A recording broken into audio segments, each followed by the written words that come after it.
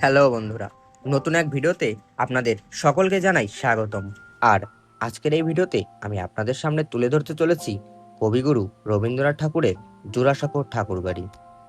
তো উত্তর কলকাতার এই ঠাকুরবাড়িতে আপনি সহজেই কিভাবে আসবেন, সপ্তাহে কোন কোন দিনগুলোতে খোলা পাবেন এবং টিকিট মূল্যই বা কত, এখানে আপনি আসলে কি কি দেখতে পারবেন এবং কি কি একদমই নিষিদ্ধ, সবকিছুই চলুন জেনে নেওয়া যাক আজকের এই ভিডিওতে। হ্যালো এভরিওয়ান, একদিকে যেমন বাসে করে হাওড়া বা শিয়ালদা থেকে খুব সহজেই এই জায়গায় আসা যায়, ঠিক তেমনইভাবে মেট্রোতে করেও কলকাতার বিভিন্ন জায়গা থেকে আপনি এই জায়গায় আসতে পারেন। মেট্রোতে করে আসলে আপনি এমজি রোড বা গিরিশ পার্ক মেট্রো স্টেশনে নামতে পারেন, কারণ জোড়াসাঁকোর ঠাকুরবাড়িটি এই দুটি স্টেশনের মধ্যবর্তী স্থানেই অবস্থিত।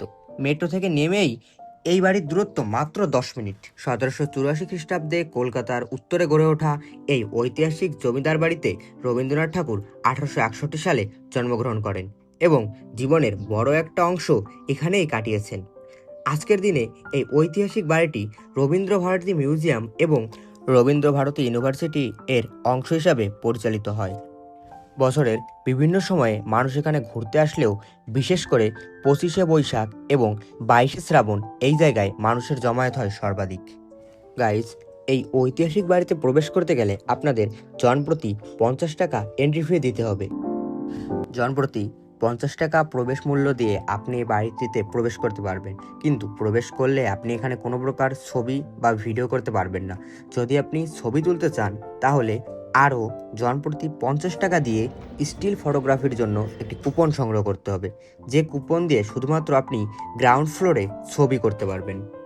রবি ঠাকুরের এই ঐতিহাসিক বাড়িটি সপ্তাহে মঙ্গল থেকে রবিবার সকাল 10টা থেকে বিকেল 5টা পর্যন্ত খোলা থাকে, কিন্তু সোমবার এটি সম্পূর্ণরূপে বন্ধ থাকে।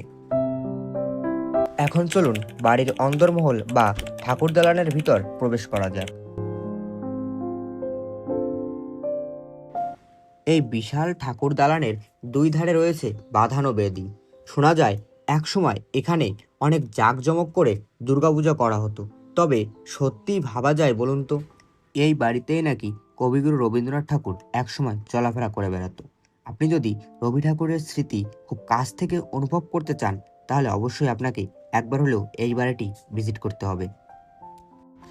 গাইস, শুনে অবাক হবেন যে 35,000 স্কোয়ার ফিটে গড়ে ওঠা এই বিশাল বাড়িটিতে রুম রয়েছে প্রায় 700টি, কিন্তু সাধারণ মানুষদের জন্য খুলে দেওয়া হয় মাত্র 100 থেকে 150টি ঘর।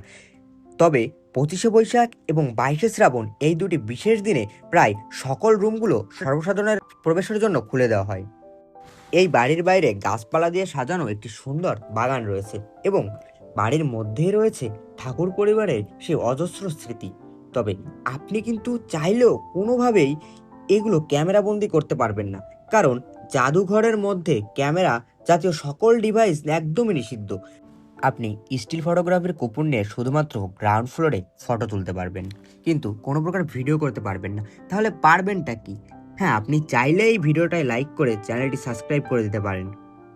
ঠাকুর দালানের ভিতরে ফ্যামিলি কিংবা বন্ধুবান্ধবদের সাথে বেশ কিছুটা সময় কাটিয়ে এবার চলুন মূল মিউজিয়ামে প্রবেশ করা যাক। এই সামনে যে সিঁড়িটি দেখতে পাচ্ছেন, সিঁড়ির বাইরে জুতা খুলে গার্ডকে আপনার এন্ট্রি টিকিট দেখে আপনি সিঁড়ি দিয়ে প্রবেশ করবেন জাদুঘরে। মিউজিয়ামের ভিতরে সকল প্রকার ভিডিওগ্রাফি ডিভাইস নিষিদ্ধ থাকার কারণে আমি ভিডিও করে আপনাদের ঠিকভাবে দেখাতে পারছি না। তবে এখানে যদি আপনি প্রবেশ করেন তাহলে প্রবেশ করে কবিগুরুর সারা জীবনের বিভিন্ন সময় রেখে যাওয়া স্মৃতিগুলো নিজ চোখে দেখতে পারবেন। তবে শুধুমাত্র রবীন্দ্রনাথ ঠাকুর নয়, দ্বারকানাথ ঠাকুর, দেবেন্দ্রনাথ ঠাকুর সহ ঠাকুর পরিবারের অন্যান্য সকল সদস্যের স্মৃতি এখানে সংরক্ষিত আছে।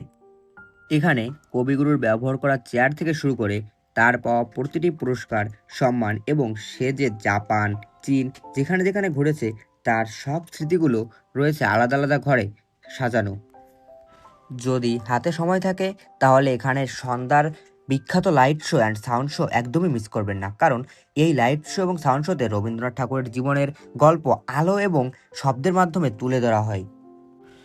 তো সারাটা দিন এই শান্ত পরিবেশে সাহিত্যের মন্দিরে কাটিয়ে ফিরে চলুন এবার বাড়ির উদ্দেশ্যে। আজ আপনারা এই ভিডিওর মাধ্যমে জানতে পারলেন জোড়াসাঁকো ঠাকুরবাড়ির বিভিন্ন তথ্য, যা আপনার জোড়াসাঁকো ঠাকুরবাড়ি ভ্রমণ আরও সহজ করে দেবে। কমেন্টে বলে যাবেন আপনি কবে এখানে ঘুরে যাচ্ছেন।